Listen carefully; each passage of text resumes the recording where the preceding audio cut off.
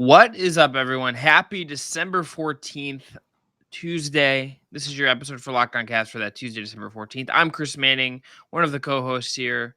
Evan Dammarell's with me. We're going to talk about Cavs Heat, do a little deep dive into that game, give it our normal awards, MVP, stat of the night, play of the night, and we're going to talk about Kevin Love because Kevin Love deserves some flowers as we talk about what is going on with this Cavs team right now.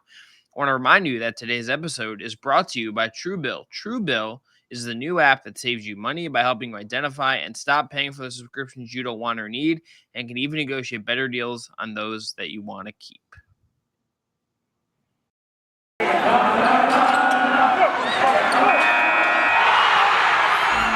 You are Locked On Cavs, your daily Cleveland Cavaliers podcast. Part of the Locked On Podcast Network, your team every day.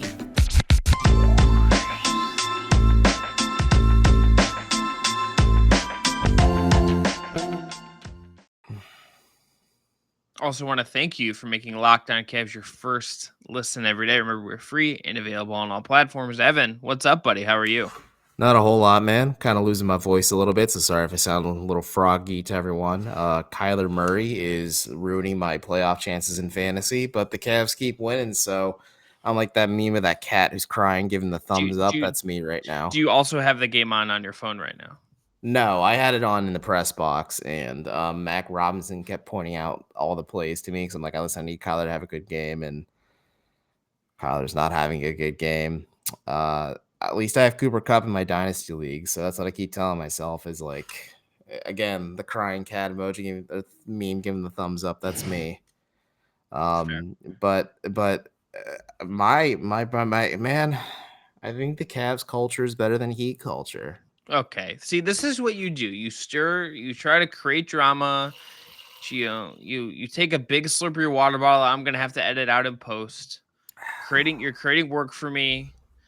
This is just what you do, Evan, and I respect. I coughed during the intro and said, "Jesus, sorry, Chris." Oh, so, I wrote it down on I have a nice little notepad, little sticky pad here for my ads, and I also wrote a put. I know where Evan coughed, so I have to cut it because that's what we do. I'm just looking out for you, buddy. You know, my allergies are bad. I can't help it.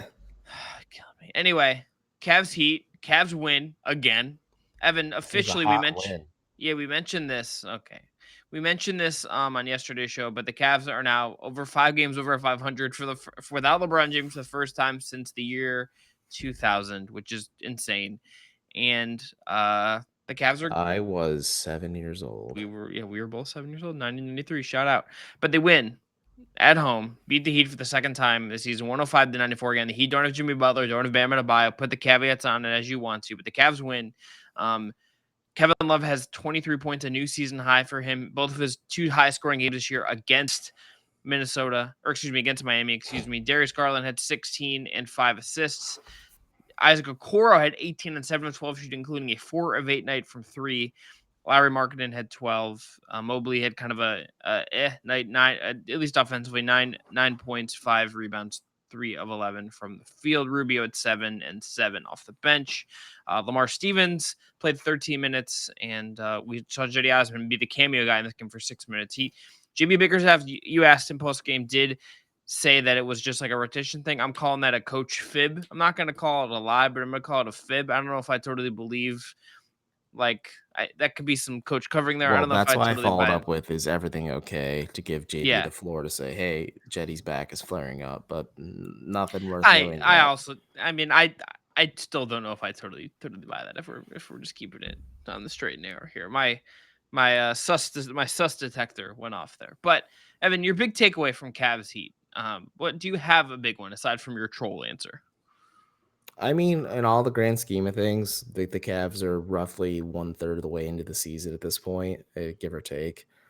And they are a top 4 team for the time being in the Eastern Conference, and that's pretty impressive. I had no idea that they would ever be here. I don't think a lot of people had any idea they'd be here. Vegas certainly didn't.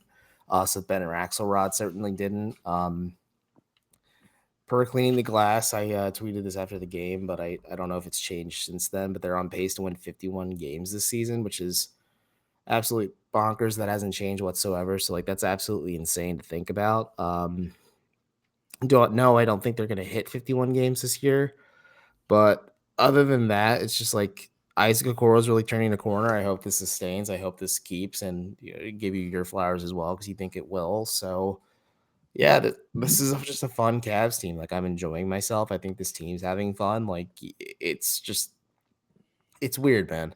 Like by no conventional sense of the word should this basketball team work, especially when they lose one of their best scorers.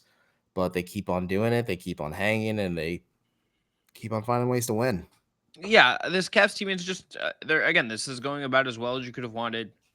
I mean, Jared Allen talked post game about how they've performed against like this really good schedule, all this stuff. Like it has gone really, really well for them in a way that I think we couldn't expect. They're the fourth seed in the East right now. The They East, have as home of right court now. in the first round of the playoffs right now. I mean, yeah, just the fact they're like playing right now is like crazy. And again, we don't know if this is going to hold. There's like a lot of like teams packed together in the East right now. Still, like like the 11 seed Hawks have 13 and 14 after they lost to Houston, the Cavs on Wednesday night. But the Nets are 19 and 8. Wait, the Hawks lost to the Rockets? The Hawks did lose to the Rockets. I do Oh my believe. goodness, they were up big. Yeah, Brad Rowland's tweets about this were quite funny. Shout out Brad Rowland. The Hawks 19 and 8, the Bulls 17 and 10, and the Bulls just had 2 games, I believe, postponed due to COVID protocols. I'll play later. That could come into play at some point. The Bucks are 18 and 11, and the Cavs, your Cleveland Cavaliers, who wore their throwbacks, that city jersey, the brand that they call it, is the last time they wear it in the calendar year of 2021, which is a bummer. People didn't understand that, and that's why I had to put in parentheses they play the Pacers in January is when they wear them again. Yeah, people just gonna think. Cavs 17 and 12, Heat 16 and 12, Wizards 15 and 12. So like this is again a tightly packed Eastern Conference, but the Cavs are truly in the thick of it. They are 29 games into the season. They're in the thick of it. Like you can't really ask for anything more. Again, like I think there are questions about some of the stuff. I think we'll get into that perhaps later in the week. Some of the things that popped up in this game, and we talked a little bit about it in the Kings game as well, and just some of the things that flared up and have caused some issues and looking at roster construction and things. But like this team's just legitimately good. I think if there's one little minor thing that I was thinking about tonight, and I thought about it in the Kings game as well, it's just that I think if you are going to be bullish on Colin Sexton and optimistic about him and optimistic about like the fact that he could be part of the score moving forward, depending on how high or low you are on him, right? And or like even next year that he could help this team, depending on what happens with Rubio and all of this stuff, right? There's definitely some roster construction questions we have, I think, beyond what this team is right in this moment. And depth is, I think, probably one of the biggest concerns that I would have about them kind of sustaining some of this to some degree. But if you like look at this team, there's just clearly a need for like another ball handler. And they like I would love to see how the Cavs would have to handle like this is getting way far ahead, but like I think one of the things that we would see like in a possible like playoff scenario or something is just the pressure being dialed up. Like these guys are getting really grinded on, and how the Cavs handle that would be like a big growing and a real painful experience for them to some degree. And they could get pressed in that way, and it would just be interesting to see. And that's like where you could see, like, even if it's not the role that maybe like one of the big what ifs of the season will just ultimately be like Sexton and him, the role he was morphing into, and what that the end results of that would have been like, what that would have meant for Okoro, what that would have meant for the whole roster and the team's kind of payroll going forward, and all of that. But like just in terms of the practicality of what they be now, like you can just see how like that kind of player could really help them navigate some of their trickier moments and when they're just trying to play offense right now. Yeah, no, that's the interesting thing because there were times against Miami, especially where the offense really bogged down. And like you said, in playoff scenarios, the pressure certainly dialed up to an 11. I mean, I know it's a best of 7 series, but a lot of these teams try to really Oh, I press and mean, maybe end the and series as quickly as even possible. game to game adjustments are so different. Like you'll Yep. see like really big swings from game to game or over the course of a couple games versus now where it's like you can there's a little more of a standard flow to things. Yeah, and like a team like Milwaukee, if you you can't really carbon copy that, but they more or less gave you a little bit of a template on how to really frustrate and shut down the Cavs, and you throw a very good defender at Darius Garland. So that's why like I want to see them play the Heat at full strength because PJ Tucker was giving Evan Mobley problems throughout the night. I think Bam Adebayo would give Jared Allen a little bit more resistance than Dwayne Dedmon would. I think you throw Jimmy Butler on Darius Garland, and I think this game goes a lot differently too. And like Kyle Lowry's no slouch either, so you could alternate between Lowry and Butler in that scenario too. So like this Miami team is equipped to beat this Cavs team in a playoff scenario. Milwaukee definitely is. They haven't played Philly yet. That's an interesting team. I think could really hang with like Tyrese Maxey is awesome this year. I question how Doc is using him essentially as a very short Ben Simmons in the dunker spot, but oh well. Tyrese Maxey's playing really well. Like I think he would kind of give Darius a little bit of a run for his money too. Like there are some interesting teams that the Caps could end up facing in the playoffs if they do make it, if whether it's through the play and or whether it's through being a top 6 team. And I'm just kind of interested to see how they handle that pressure. And yeah, you're absolutely correct. They do need like a secondary shot creator and ball handler because this is another game where you see Ricky Rubio coming back down to earth and you're seeing like more of what you expect from Ricky Rubio on a night to night basis. I think it's just becoming more and more evident, especially like when Jetty Osman gets the hook and the game's not really going for him. Like, who are you going to lean on to get that offense? Because you're not going to get Kevin Love shooting 5 of 8 from 3 every single night on a Yeah. night to night basis. And like teams will adjust to kind of slow down Mobley and Allen and Garland as well. And you need somebody else to step up. And I still don't know who that player is going to be for the Cavs. Yeah. All right. Let's after the break. We'll get into our awards. So MVP stat of the night, play of the night. But Evan, we are gonna take a little break here first. Mhm. And first, we got to tell everyone about our friends at TrueBill. TrueBill, as we said at the top of the show, is changing the way that you have to worry about don't have to worry about subscriptions, and it's a new app that's gonna help save you money and save you some issues with different people. Like on average, people with TrueBill are saving $720 a year with TrueBill, because sometimes true. Did you know that free trials can renew without your consent? It's a business scam that is out to get you. So don't let those corporations pocket your money. So download Truebill and take control of those subscriptions. Companies make subscriptions hard to cancel, and Truebill makes it easy to actually cancel them. All you have to do is link your accounts, and Truebill will cancel your unwanted subscriptions in just one tap. And your Truebill concierge is there when you need them to cancel unwanted subscriptions. Don't fall for those subscription scams. Start canceling today at truebill.com/LockedOnNBA. Again, go to truebill.com/LockedOnNBA. It could save you thousands a year. Truebill.com/LockedOnNBA. Today's episode of Locked On Cavs is also brought to you about Stance. Founded in 2009, Stance Apparel represents a radical reinvention of socks, underwear, and active apparel. With a sharp focus on comfort, quality, and creativity, Stance brings an atypical aesthetic alongside some of pop culture's hottest collaborators for the ultimate in style and self-expression. Because everything you wear should be a direct extension of who you are and how you feel. I just want to share with you guys some of my favorite designs. I am a Stance connoisseur. I have a very large collection of their Cleveland Cavaliers socks. I also have a lot of Disney ones. I also have a lot of Office ones, Star Wars, The Goonies, Harry Potter, Marvel, Bob Marley. They even have the MLB, Pixar, the Wu-Tang Clan, Batman, you name it. There's just so many, and like my socks just literally feel like I'm wearing a cloud on my feet. It's just so dang comfortable, and like even especially like, and they come in like thin socks, they come in thick socks. So like even when you're in these harsh Cleveland winters, even though it's mild right now, you can look stylish while you're keeping yourself warm and cozy while curled up on the couch. Stance believes that the perfect fit matters more than fitting in. That those who feel good do good. Go see for yourself. Register for an account on stance.com and get 15% off your first purchase. Use promo code Locked On at checkout to apply. Enjoy the color and comfort of a life less ordinary with Stance. All right, Evan, let's get into our awards. Let's I'm do just it going to to it, baby. say MVP is Kevin Love. We're going to talk about him a bunch, so I don't want to say a ton, but Kevin Love, shout out. It's either him or Isaac Okoro. Isaac Okoro was incredible tonight too. It's almost like he's good at basketball. Weird. It's I like year two Isaac Okoro. Like Kevin Love. I like grizzled veteran Kevin Love, who's just like really reflective, saying this is the most fun he's ever had playing basketball. He loves watching his team grow and loves being a part of it. And I also love year two Isaac Okoro, where he's just kind of strutting his stuff. And every time he does media interactions, like he's very vocal and he's very honest about how confident he is in his game. And I just really appreciate that. Yelled the War Eagle as he walked off the podium tonight. Yeah. That and the fact that he called himself an elite defender, like, yeah, I resonate with that. Like, I like a little cockiness, especially from a guy who was so soft spoken last year. I'm excited to see outspoken Evan Mobley in year two. That's all I'm gonna say. He's really gonna explain to people how to block a basketball. It's not gonna be like anything else. Like it's not gonna be like any more cocky. It's just gonna be like the tone is gonna be a little more like loud. He's gonna talk louder. Like it's not Yeah. gonna be anything. The volume is turned up like half a decibel. No, absolutely. But Chris, what was your stat of the night?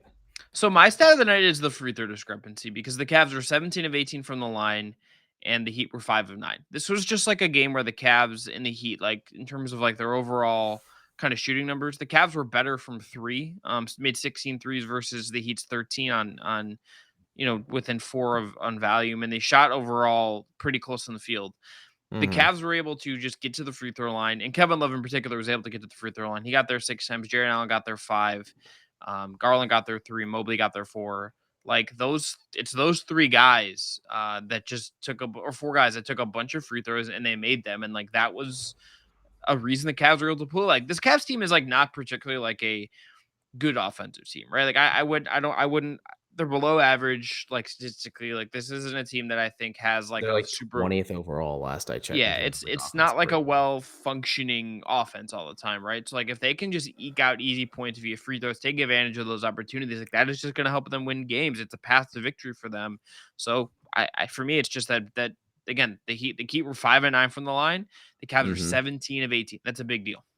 It absolutely is. That's a huge deal. I think the Cavs, like, I don't want to play up like the whole referee disrespect thing, but maybe this is like the Cavs kind of getting some calls to go their way now, so fans can kind of stop complaining, saying the refs have a vendetta against them. There's some bad calls in the third quarter, sure, but like this free throw discrepancy is pretty clear that like I think the Cavs starting to get calls that like they maybe not would have gotten early in the season, and the fact that they only missed one is even more impressive.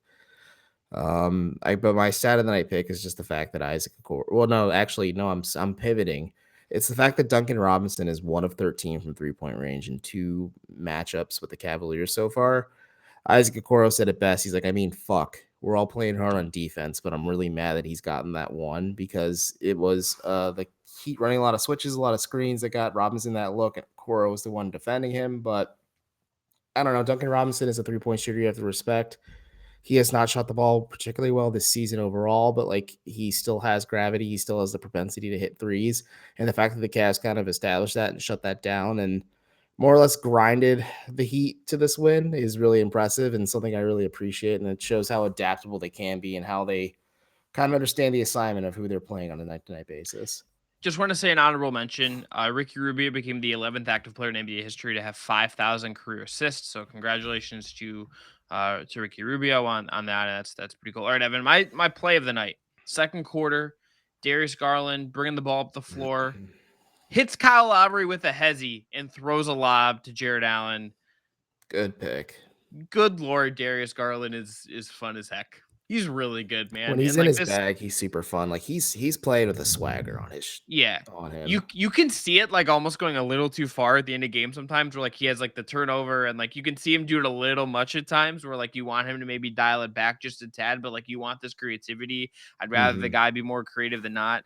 And the fact that like I think this Hezzy is like Kyle Lowry, who's a really good defender, an NBA champion, like bona fide guy.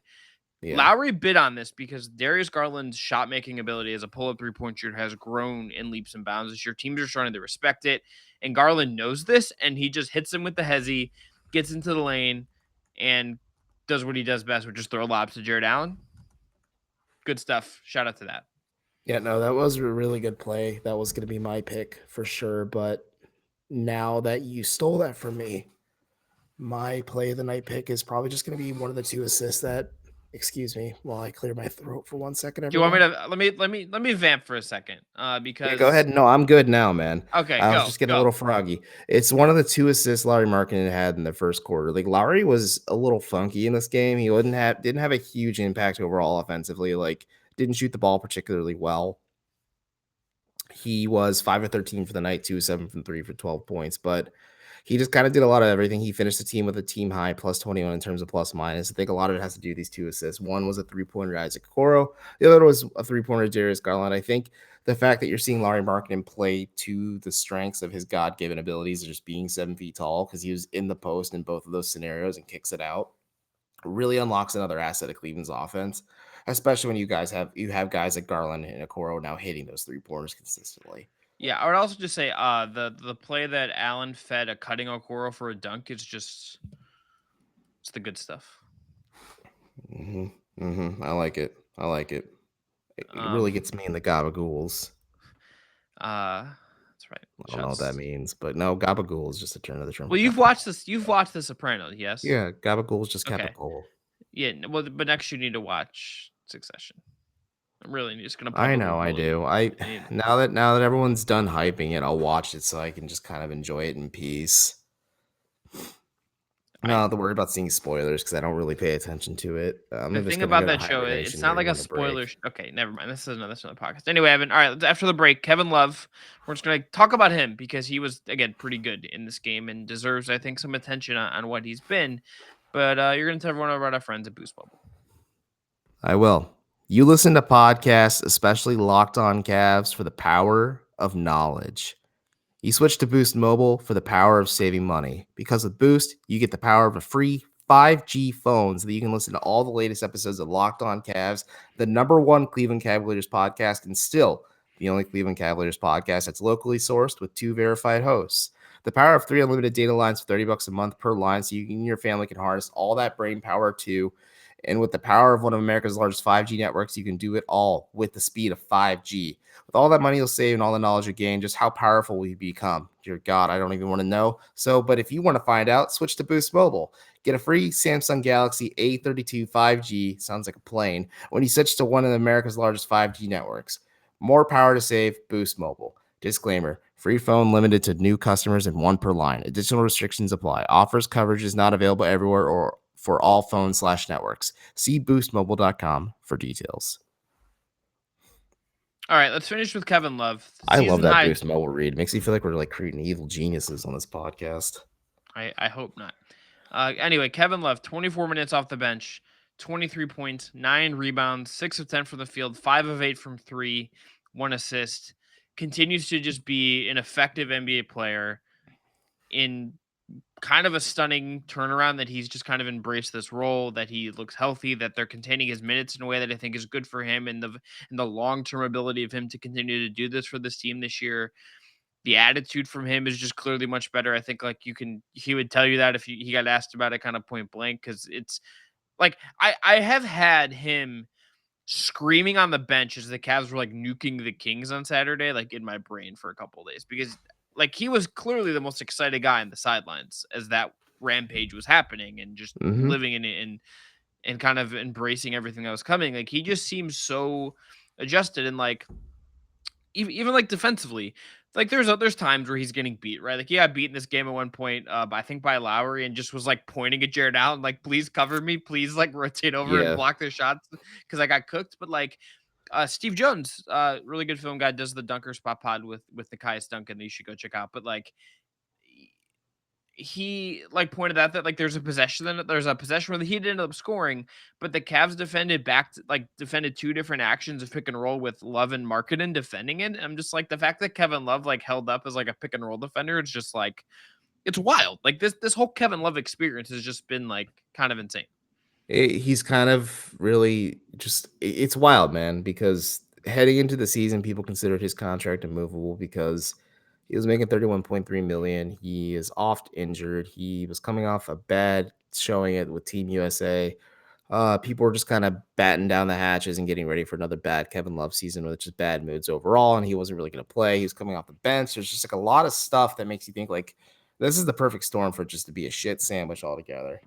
Now Kevin Love kind of feels like an immovable contract because he's kind of been essential for the Cavs. He's one of the key veterans alongside Ricky Rubio and Ed Davis that just like is building this quote unquote culture for the Cavs. And it's a little frustrating because I think this is the veteran the Cavs always wanted out of Kevin Love for the longest time, especially when he had value and was a lot more movable back then. But alas, that ship sailed, and I'm just here for the good vibes. He did say post game after this game, like I said, this is the most fun he's having with the Cavs right now. Like Chris said, like he was vamping up and just screaming on the sidelines when they're just obliterating the Kings. He has been hyping up all the young players. Like he was in Darius's face after a timeout and just pointing him in the chest and like hyping him up and things like that. And Darius was reverse hyping him, so it was just a And maximum hype and I, experience. yeah, and I think in a way that like there's another relationship of his that has, let's just say been maybe not as good. Him and Darius, as far as I understand it, have been sort of on the same page in terms of their personalities and chemistries, let's say, like since like Darius was a rookie. Yeah.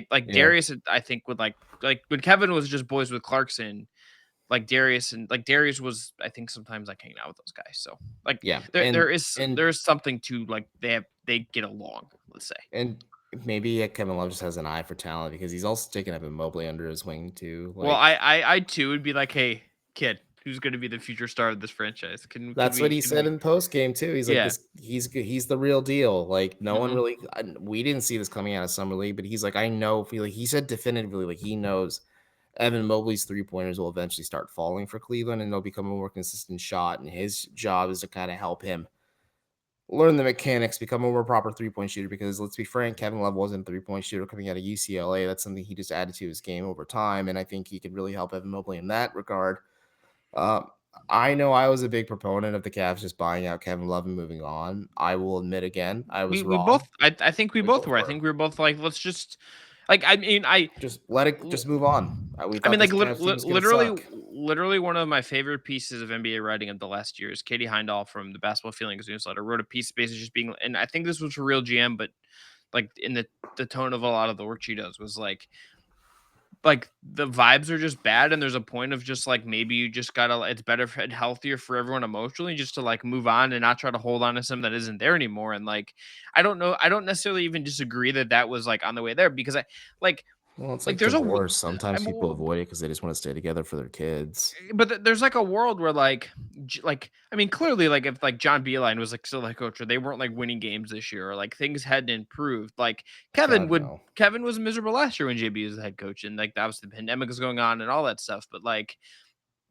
things are different this year. And like he did kind of go when he got asked about it like after the game, he did go out his way again to credit JB, who he's known for a Mhm. long time, he's known his Since family, the Baker Minnesota. staff and the Loves have known each other for decades at this point. So like there's a trust there that I think is perhaps key in getting Kevin to kind of buy into what's going on here and to engage. Why are you snickering? No, just I was holding my arm up and fitting in like people seeing the replay. There's like two white paws that just like wrapped themselves around my arm. He bit me and let go. So That little scamp. little rapscallion. And just like I love like again like what he is now, I think is like a in a purely like basketball sense is a bench big, right? He can play 20 Mhm. 25 minutes a night. He's going to space the floor. He's going to at least compete on defense. He's going to help this team be a better rebounding team. And like even if he's not like going to punish these post ups in a meaningful way, or you're not going to run stuff with him through the elbow anymore, at least at least to the degree that like you might to kind of, I could see that being like something someone tries to just try to figure some of the offensive issues out.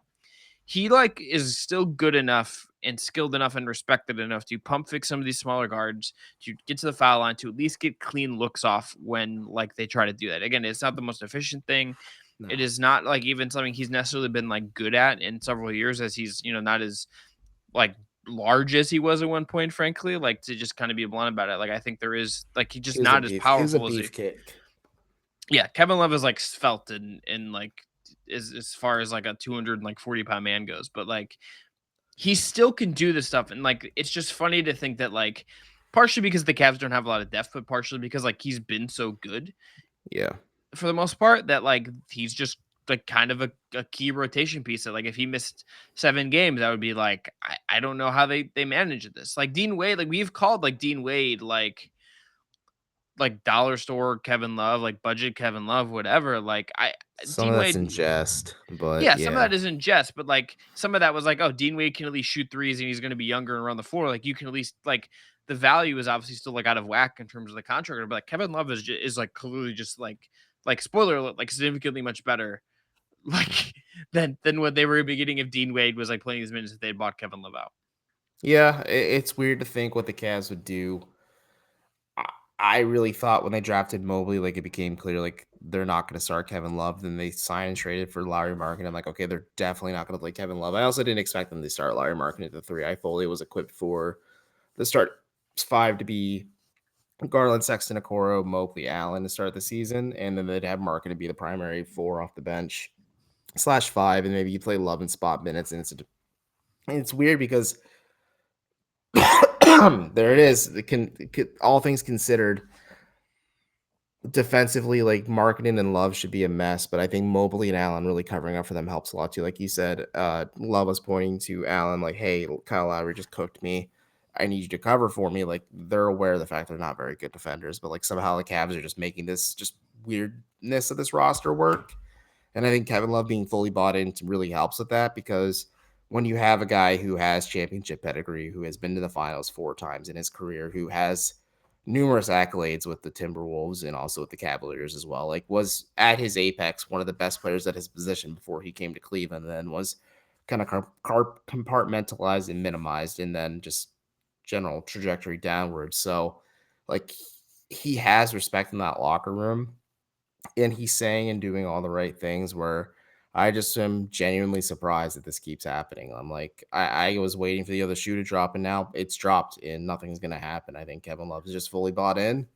And again, if he did this earlier, maybe he would have gotten out of here. But maybe now, I don't know if the Cavs necessarily should approach trading him when he's an expiring deal because he is extension eligible this offseason. Next And next maybe year. they just sign him to an extension and let him retire as a Okay, Cavalier. I'm gonna pump my feet on that because I like next year just feels like a whole other thing. Like To a just not the same like arena worker money that he got, but okay, like if the Cavs like just six, lean seven into like the million. bit of like we're gonna like put him in front of these dudes on their lunch break, like it would honestly just be incredible. The vibes would just be erased. Immaculate, if you will. Evan, I'm gonna end on this note because I can't end on that because that would really bum me out. Something I forgot to bring up before. Michael Pina from SI, who's a big Jared Allen head, tweeted something that caught my eye. A stat for Jared Allen. So according to Michael, no player in NBA history has ever averaged at least 10 shots per game while shooting 70% above 70% from the floor. So let me repeat that in clear words. No player in NBA history has ever averaged at least 10 shots per game while shooting over 70% from the floor. Jared Allen, right now, going into tonight's game, was averaging 10 shots a game and shooting 70.7% from the floor. At the time when Michael tweeted this, Allen was 4-4. He finished 6 of 6 from the field. That's how efficient and good Jared Allen has been this year. He's an all-star, folks. I think so. Maybe all so. NBA for center. Who knows? That's a little far. He's 8th in MVP voting according to Basketball Reference. So